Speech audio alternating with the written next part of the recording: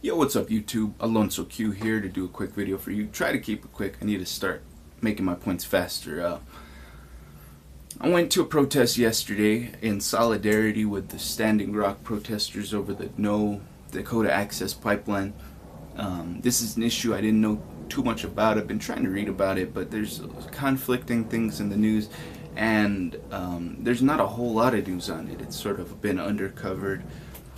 I hope more people start covering it. There's supposed to be a judge ruling today, so hopefully we start to be able to make more sense of this starting this weekend and next week. But I didn't know much about it, so I'm keeping an open mind. I went there neutral, wanting to support them, if you want to know my attitude going in there, wanting to learn more. And I was honestly, I have some mixed feelings, but more I'm disappointed in the protest and the protesters. And it raised a lot of issues for me where I'm hesitant to support this organization at all, even the guys in Standing Rock. And here's why. The over-the-top rhetoric is such a turnoff. It's off-putting, man, just to say the least. It is frustrating when you hear people on a microphone talking about the issue, saying, look, these people are trying to force something on our land that we don't want, and we're going to fight legally and non-violently to stop this from occurring. Now that is something I can agree with. Even if I don't know the whole issue, if you're taking legal and non-violent approaches to protesting, I can't disagree with that, because it's for the judge to figure that out. I don't know the law that well. I'm going to have your back if that's your attitude. But when you're saying that, and then as soon as you finish giving your speech, you start doing your chants, and your chants are stuff like no justice, no peace. Well, which is it? Are you Martin Luther King or are you Malcolm X? Is this a peaceful protest, or is this put your hands on me and I'll put you in the grave? Makes no sense. Not only does it make no sense because you're contradicting yourself, it has nothing to do with anything. No justice, no peace. It's like a police protest. And even then, it's you can make an argument against it in that context, but in this context it has nothing to do with what you're talking about. It's shooting yourself in the foot. Another chant that they were doing, whose continent? Our continent. Making this racial division that doesn't need to be made. Guess what? It's not your continent. It's all of our continents. White skinned motherfuckers like me who burn after an hour at a protest. We own this continent as much as you. Asians, Africans, white people, mestizos, everybody. We're all here now. It's all of our land. Sorry. It was your land 500 years ago. Not anymore. It's all of our land. So deal with it. Point 2. This ridiculous, idiotic, fucking horseshit tactic of blocking traffic. This is the stupidest tactic that protesters can use. Whoever convinced you to do this, fire them. Don't think twice. Fire this person, shame this person. We need to start shaming protesters that take this idiotic approach to protesting, because you're not doing anything for your cause. I'm telling you this as somebody who's sympathetic, who's neutral but sympathetic. I'm probably more sympathetic than your average American, and I'm right wing. I'm definitely more sympathetic than most right wingers are gonna be.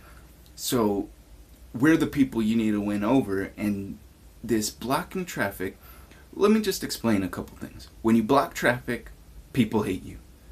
It doesn't matter if you think it's your cause is more important than getting lunch. People are selfish. I don't care if that hurts your feelings. People are selfish, and people want to get lunch. If you go block traffic during lunch and somebody misses their lunch, or misses a meeting, or is late to a meeting because you block traffic to make a point, what do you think they're going to do when your name pops up in the news? They're going to change the channel. What do you think they're going to do if they have a chance to vote for you or against you, to support you or not? to give you a donation or not. They're gonna say, no, those guys ruined my day. I don't care about them. So it doesn't accomplish anything. You will never, ever, ever win over a person with this tactic. You might get people defending you to their friends. You know, say somebody gets stuck at your stupid ass protest in the middle of Central, and they're pissed off all day because a traffic accident could ruin your day. A traffic jam caused by road construction will ruin your day. But a person standing in the road blocking your way, man, it's going to piss you off. It's going to ruin your day. And maybe he gets home and someone in his family says, hey, they're not so bad. You know, they're just trying to get attention. It's still not going to work. You still have the same number of supporters. The guy who defends you, defends you. The guy who hates you, he still hates you. You didn't win any support. On top of which, you're justifying this idiotic act by looking to like civil rights and them doing nonviolent direct action breaking laws. Guess what? They were breaking unjust laws. They're breaking the law they want to change. Do you want to change traffic laws? Do you want people to just be able to stand in the road? Is that the law that you're protesting? It sidetracks the issue. You switched from pipelines to now you have a problem with traffic. At least in practice, that's what you're doing.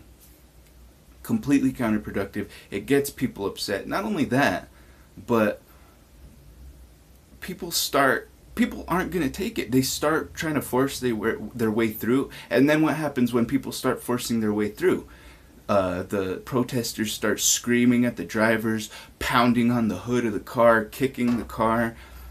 It turns violent because they're breaking the law. You guys broke the law. And then I saw this video floating around of a guy who got out of his car and started waving a pole. And it's like they're acting like this guy saw protesters and pulled over and started waving a pole. No, these protesters were blocking traffic, harassing drivers, kicking their cars, punching their cars.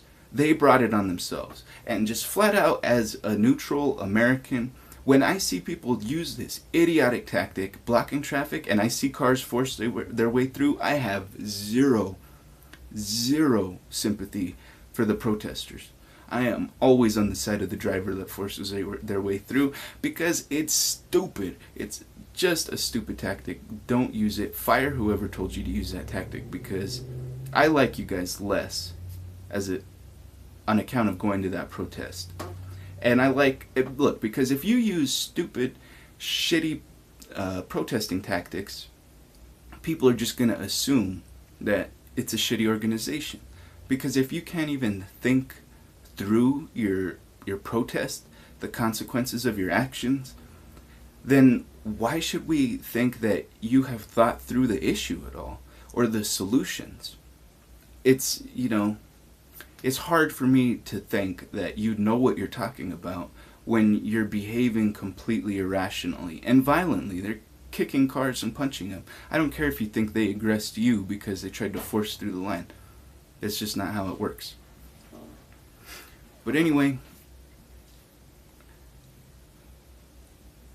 I have mixed feelings about them because I think they make a couple good points about constitutionality of this issue, whether property rights are being violated, whether treaties been violated. These are important things to talk about, and these are things that regular Americans can relate to.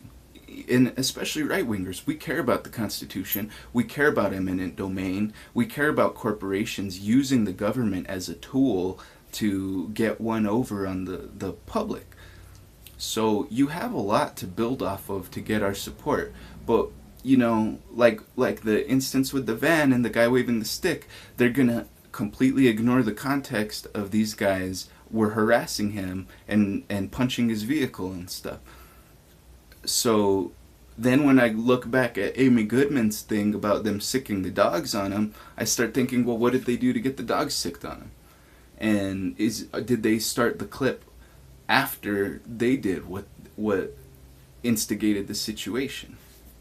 And I'm not saying that's what happened at Standing Rock, but when I see it with my own eyes at a protest, then it makes me think, oh, these guys are dishonest, and these guys don't have principles. They don't care about nonviolence. They're perfectly okay with breaking the law. They're perfectly okay with harassing drivers, screaming at them and punching their cars and kicking them.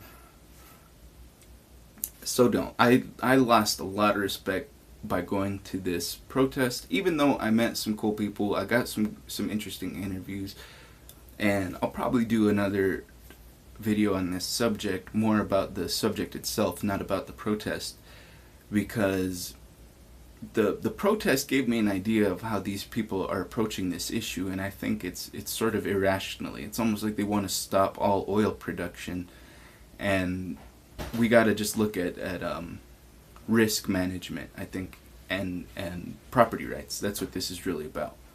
So anyway, that's my takeaway from this protest. It didn't win me over. It pushed me away. I'm still sympathetic to you guys because I'm trying to keep an open mind. But man, whoever's pushing these terrible protest tactics, get them out of the organization, because they're failing you bad. They're failing you bad. So that's my opinion. Check for the footage I got of the event. Check for the interviews. And hey, yeah, let's keep the dialogue moving. Let's talk to each other. Let's build a brighter future together. Peace. One love.